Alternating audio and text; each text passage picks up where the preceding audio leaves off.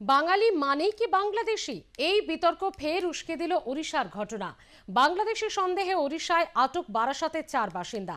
আর এর আগে মুখ্যমন্ত্রী মমতা বন্দ্যোপাধ্যায় ওড়িশা সরকারের বিরুদ্ধে বাঙালি বিদ্বেষী মনোভাবে কড়া সমালোচনা করেছিলেন।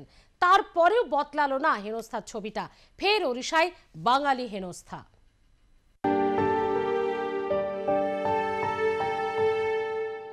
পেটের দায়ে বারাসতের কদম্বগাছি থেকে ওড়িশায় কাজে গিয়েছিলেন মফিজুল হক, ফারুক আহমেদ থান্ডার, নাসির আহমেদ থান্ডার, হাবিব জমাদার। ভদ্রকের শাড়ির ব্যবসা করতে গিয়েছেন বাংলার ওই 4 বাসিন্দা। অভিযোগ এরপর থেকেই তাদের হেনস্থার শিকার হতে হচ্ছে। সমস্যায় পড়ে সোশ্যাল মাধ্যমে একটি ভিডিও বার্তা দিয়েছেন আটকে পড়া 4 জন। ওই ভিডিও বার্তায় তাদের দাবি পুলিশ তাদের সঙ্গে দুর্ব্যবহার করেছে, মিলছে না খাবার, জল। লজে ছিল, লজ থেকে বলছে আধার কার্ড শো করানোর জন্য ডেকেছে, ডেকে তারপর ওদেরকে আটকে রেখেছে। ওখানকার পুলিশ কমিশনের এরা থানার থেকে। কেন আটকে রাখলো? কেন? বাংলাদেশি বলে এ করছে। কখন জানতে পারলেন আপনারা? 11:30 12টার দিকে। কি চাইছেন এখন আপনারা? মানুষগুলো যাতে সুষ্ঠুভাবে ভালো আছে সেই এটাই চাচ্ছি আমরা। এই রাজ্যের যে মুখ্যমন্ত্রী, তার কাছে কি আবেদন থাকবে আপনার?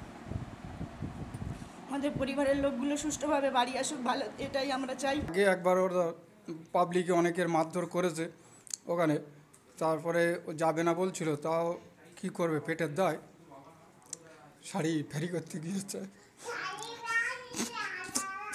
এই বিজেপি সরকার এসে বাঙালিকে অত্যাচার করছে।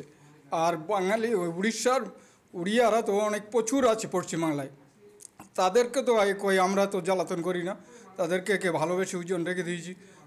তাদেরকে কলকাতায় দেখলেই আমাদের এই কাঁচকলে তোমার বেলেঘাটা প্রচুর উড়িয়া আছে, কই তাদের উপরে আমরা কোনো তার করি না। তো এখন কি চাইছেন আপনারা? এখন আমরা চাইছি আমাদের ভাইকে সুস্থভাবে, 4 জন আছে উত্তর 24 পরগনার, 4 জনকেই সুস্থভাবে তাড়াতাড়ি যাতে বাড়ি আসতে পারে সেই ব্যবস্থা করার জন্য এই রাজ্য সরকারকে আমি অনুরোধ করছি।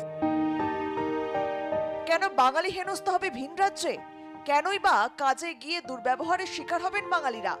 তবে কি উদ্দেশ্য প্রণোদিত ভাবেই প্রতিবেশী রাজ্যে চলছে বাঙালি হেনস্থা?